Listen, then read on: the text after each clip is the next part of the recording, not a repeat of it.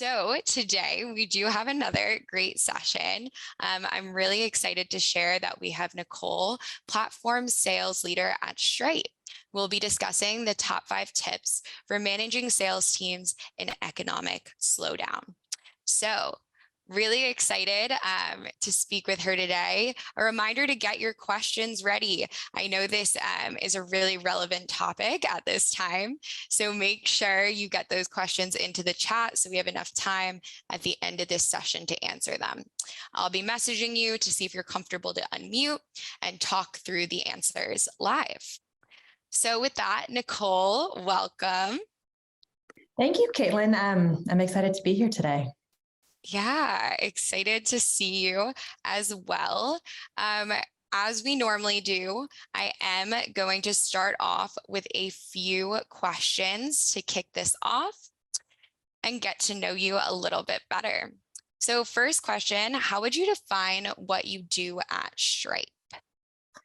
I appreciate the softball questions to begin with, but I'm a platform sales leader at Stripe. I've been at Stripe for a little over 4 years now, and platform sales at Stripe simply means we work with digital platforms that embed payments or financial services into their own offering or ecosystem, and then distribute them on to their own customers. So think of, say, Shopify, Squarespace, Mindbody, and the like. Great. Okay. Very nice intro. Yeah. What you do for your day-to-day, a good way to get things rolling. What project are you working on today you're most excited about? I am most so, I have a background in payments. I worked at Visa for a bit, and I'm most excited about getting back to the core attributes and foundation of payments at Stripe. I think there have been a lot of changes that have happened in the last year, and exciting to see how we can move that forward, especially in the next 6 to 12 months. Great. Okay. Exciting step ahead. And then the hardest question of our lineup. In the last 12 months, what's been the hardest thing you've worked on? Ooh, there's so many challenging things, I think, for all of us.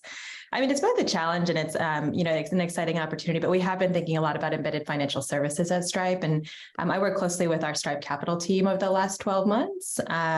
And it's been, the concept of lending isn't a new one, but the idea of servicing that through SaaS platforms has been a new approach, and it's been both challenging and incredibly rewarding to think about the go-to-market on that front. Very cool. Okay, challenging and rewarding, so a good combination there. Mm-hmm. Thank you for letting us ask some intro questions there, but I will let you take it away with your presentation. Thank you again for joining.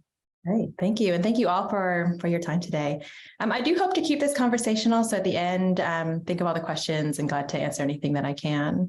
As I briefly mentioned at the top with Caitlin, I currently work at Stripe today, been there over 4 years, working on the platform sales organization. And I've also spent some time launching from the ground up the LATAM sales team too. Prior to this, I started my career selling, or I could say cold calling on a landline into a recession. So that bringing that experience to this conversation, but also a number of different operational roles at startups like Uber and larger enterprises like Visa, et cetera. And regardless of the titles or the logos that I might have worked at in the past, I consider myself a builder. And I think from that perspective, despite the economic times we're in, a downturn, whatever you might call it, I still see a lot of opportunity. And that's largely how I approach this conversation today about how we can continue to see the times that we're in today as a productive and fruitful one at that too. So I'm going to set the table a little bit, and let's go to this next slide here. So I'm going to set the scene and articulate what you probably already observe, what you know and experience today. And that is, in the current economic slowdown, deal cycles get longer, new business gets tougher, and cross-selling and upselling into your existing customer base bear increasingly more importance. Deal cycles get longer, more scrutiny, more stakeholders, every penny is measured and overturned. More parties are involved, decision-making gets more opaque, and in general, you're going to see more complexity and more complexity and time getting introduced in how we're closing deals. New business gets tougher. There's less general appetite for risk and appetite for change as budgets tighten. And then lastly, if you are in the position with the existing customers that you have that are loyal to you and know the value that you already deliver today, ideally you're able then to go into that customer base and think about expansion opportunities, either finding new units or organizations to cross-sell and upsell into, or new products and services that they could benefit from too. So generally, probably things that you're also already seeing in your own organization. And with that bearing all of that in mind, there are a couple of things that I think that I keep top of mind, or I think to myself in this environment too. And the first thing is that just like in high growth periods, down markets or slowdowns are also temporary. So we're in a cycle. We don't know exactly the length or can't predict the length of this cycle, but we do know, what we do know is that it won't last forever. And when budgets tighten and there is more scrutiny, the cream does rise to the top.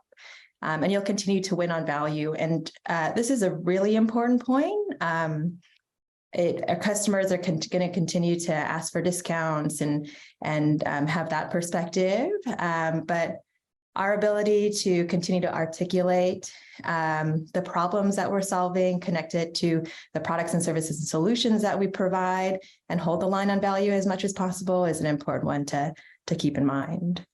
And the last one here is that opportunity can be born out of trying times. And so as one small anecdote here, Stripe was born out of the last recession, and there are a number of important names or interesting names to add to that list too. So just some general thoughts. Okay, but I'm going to jump right into the top 5 tips here for managing a team through an economic downturn. My thoughts, and most importantly, what I'm recalling from my most recent or current experience at Stripe. I'll tick through this list and then we'll go through some of them in detail. The first is you can't control uncertainty, but you can create stability for your team. And the way that you communicate that is incredibly important. Same thing when you're thinking externally for the customers and for the market, it's communicating that empathy and value and shifting the messaging you're delivering to your customers.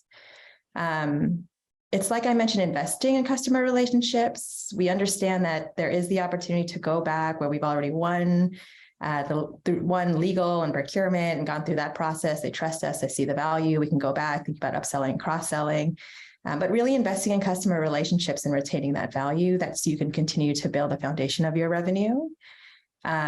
Forecasting with more agility. It's probably safe to say with high probability that the sellers on your team today are probably selling through a downturn for the first time, and helping them understand how to anticipate the additional risks and anticipate the additional scrutiny, understand how to navigate the additional stakeholders that are now involved in a deal will be increasingly important.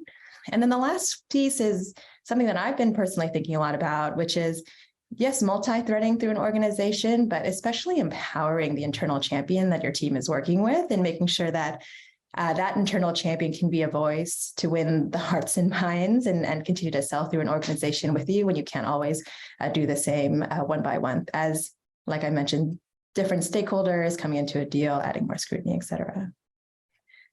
So I'll go back here. I'll start from the top and I'll share a little bit more detail and hopefully get a little bit tactical also, so you can walk away, I don't know, and maybe with hopefully 1 or 2 tidbits here at the end of this. So the first piece here is that for your team, you can't control the uncertainty, but you can create that stability. And before I get into the how, there's a little bit about how I think about the why. And the why is you want to create an environment where your team still feels like they can take risks, that they can be wrong sometimes, and that they can be in an environment where they're continuing to try new things and be high performing themselves. And so the 2 things that more recently we've discussed on our team and doing is one, communication structure that's been especially helpful.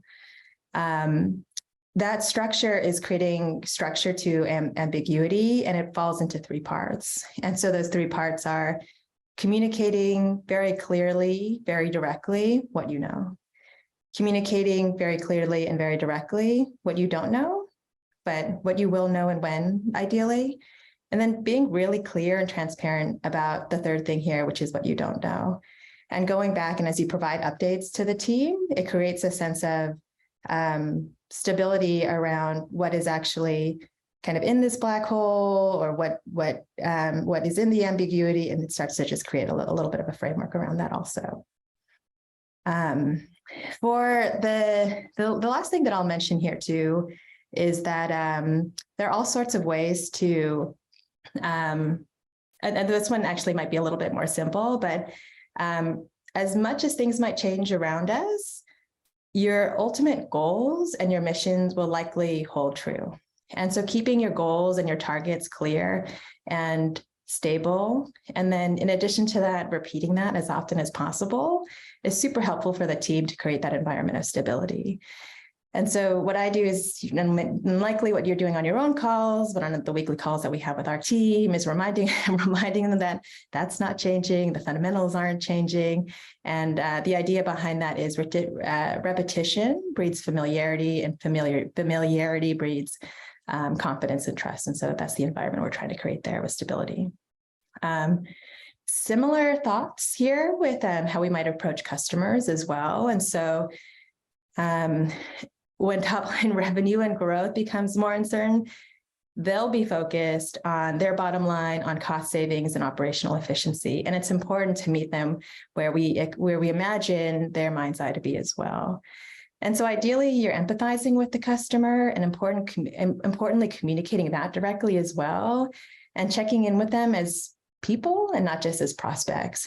And so, there's in an environment where you feel the increased pressure and you feel the increased uncertainties, sometimes folks react in different ways, but reminding the team to respond to customers empathetically is an important one. And in good times, it's a lot about growth, but now customer messaging is, let's talk about how other businesses like yours, or I'll say it another way. When everything's going really well, the messaging that we typically deliver at Stripe is, let's talk about how other businesses like yours are working with Stripe to grow their top line revenue. And as soon as we started to feel a shift in the market and how people were feeling and anticipating and starting to respond to different actions in their own business, that messaging started to shift to, let's talk about how businesses like yours are working with Stripe to save money and become more operationally efficient. So staying close to, again, meeting your customers where they are, reminding them that you understand where they're coming from also, and then, of course, making sure that you have the product and services and solutions to deliver on those things, but the communication piece probably being the most important here. The third piece here is investing in your customer relationships. I do hear a lot about investing in expansion and cross-sell and upsell.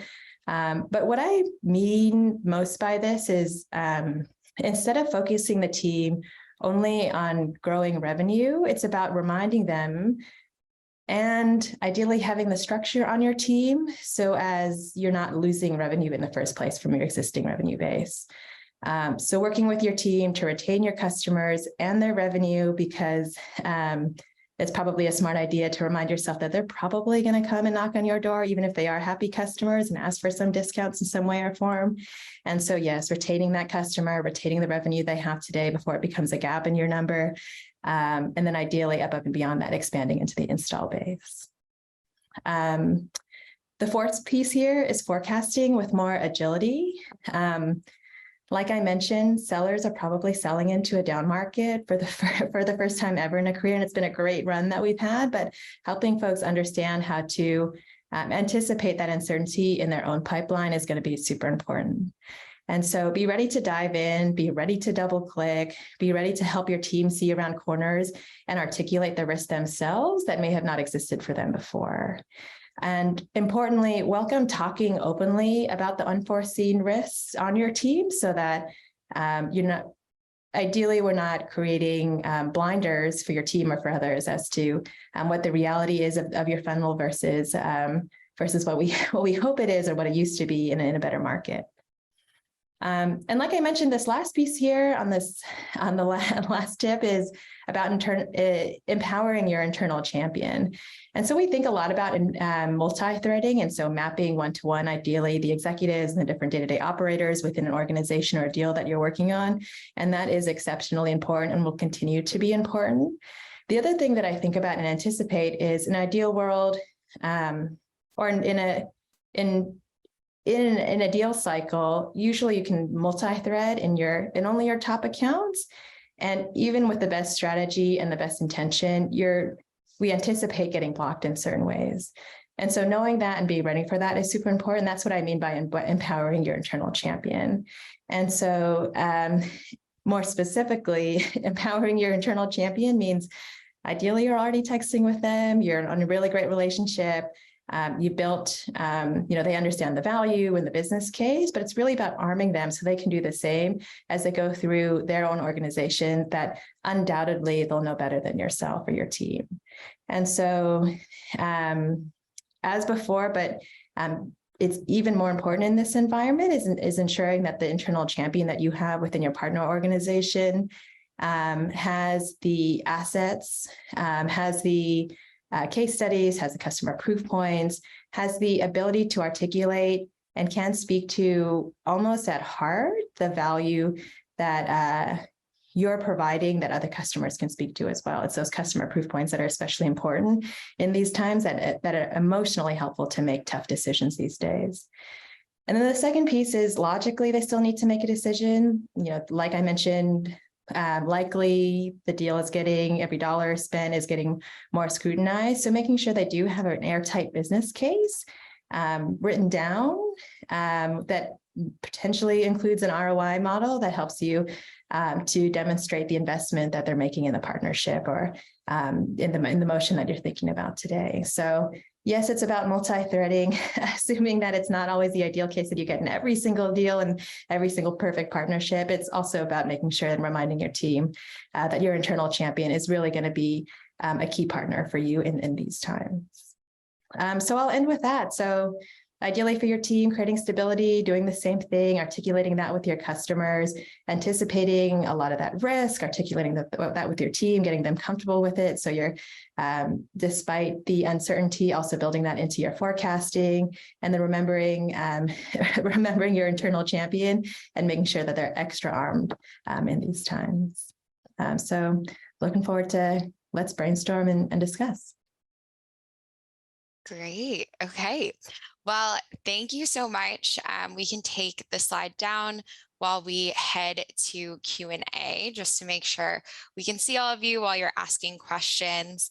If you want to ask questions and come off of mute, feel free to do so, as well as turning on your video so we can make this an interactive discussion.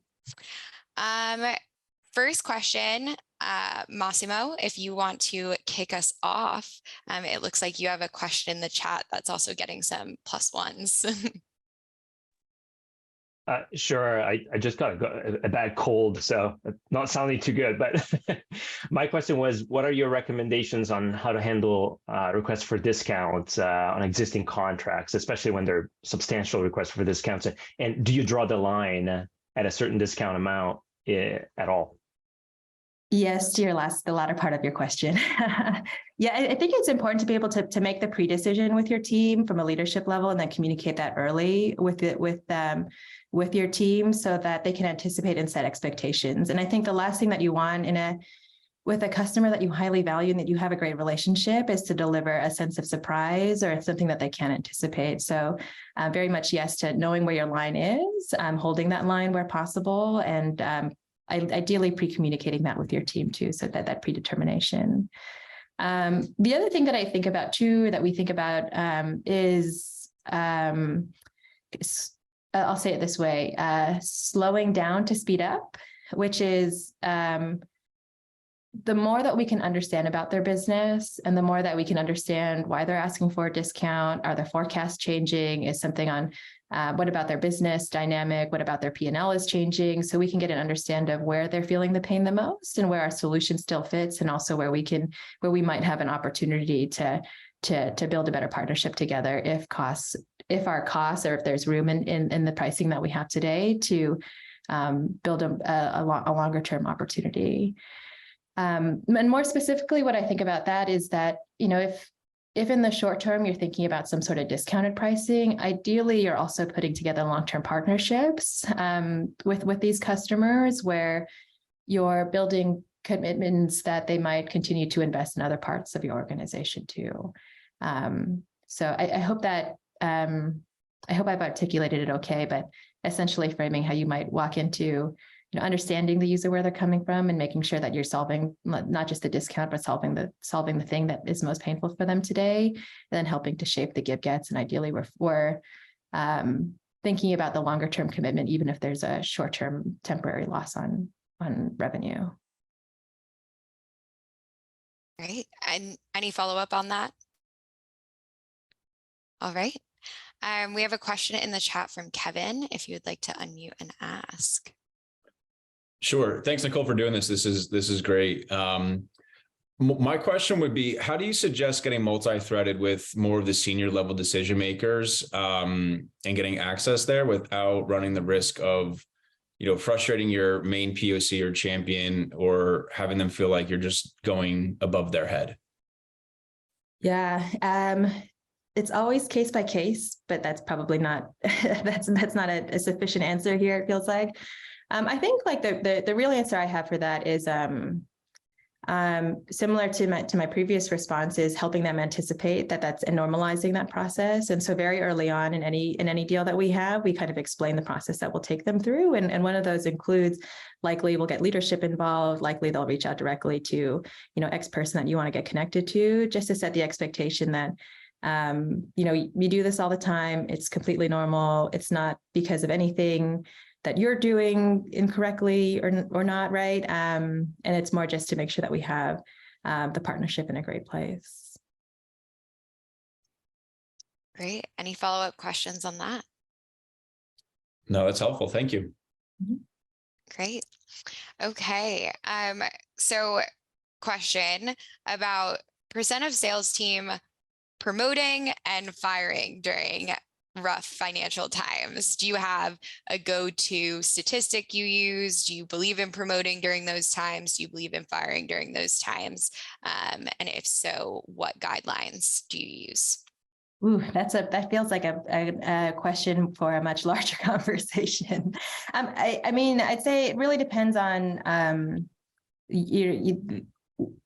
the revenue goals in the short term for your organization, how you structured your organization, what your variable and your fixed comp and cost look like. And then I think you also have to think about it's one way to think about it is the cost savings and also the revenue that each rep is generating, but also the engagement and the expertise that you're losing when you go through those tough cycles. So on the promotion piece, I don't have a specific stat, but I do believe very strongly that that the environment might change around all of us. But I'd say the same thing about ourselves, and that it doesn't change the skills or the expertise that we have today. The same seller that, sold and as part of the President's Club last year could have a very different year based on a very different environment. And that doesn't necessarily always speak to their skills changing, so to speak. So I'd say probably emphatically, there's always, different edge cases here that we should continue to reward high performers. And then I think I'd consider product market fit as much as what we're putting on the sales team in earlier stage companies, and probably with Stripe, that means for earlier stage products, right?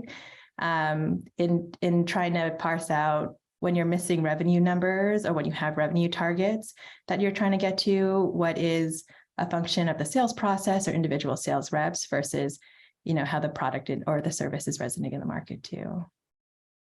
Great. Okay. Thank you for that feedback. And if there's any follow-up on that, please let us know. What is your perspective on hiring a VP of demand gen? That's something we talk about a lot at SaaStr. I would love to hear your thought process on. My two quick thoughts here are ideally salespeople aren't on the hook, and they're the main primary focus with some of the best reps that you have are building relationships and closing deals. And in an ideal world, they're not also creating demand or necessarily prospecting, because that, depending on your product and service, again, that can feel like an inefficient time for what your rep is there for. And so I'd say probably in very general terms, I'm bullish on demand gen serving as that function, especially cutting through the chase or cutting through the noise when it comes to just creating demand in general. So yeah, I'll end with that because I see us at time and I see a lot of value in that specific function. Great. What are some ways you retain and grow your top customers? Do you have any programs in place for retention? Anything along those lines? Yeah, I think some of the things that we're excited about, I'll mention one program at Stripe specifically, but we have a customer advisory board, or we've had different variations of that. It might be called something different these days, but certainly, I mean, you probably want it too within your product or your solution organization, getting feedback from your top customers and what they're looking for also. And so making sure that they have a seat at the table and making sure that they're connected to your organization and leadership and feel like it's a two-way partnership and a two-way street on having that relationship, I think is super important. So the idea of some form of customer advisory board has been, I think, very helpful.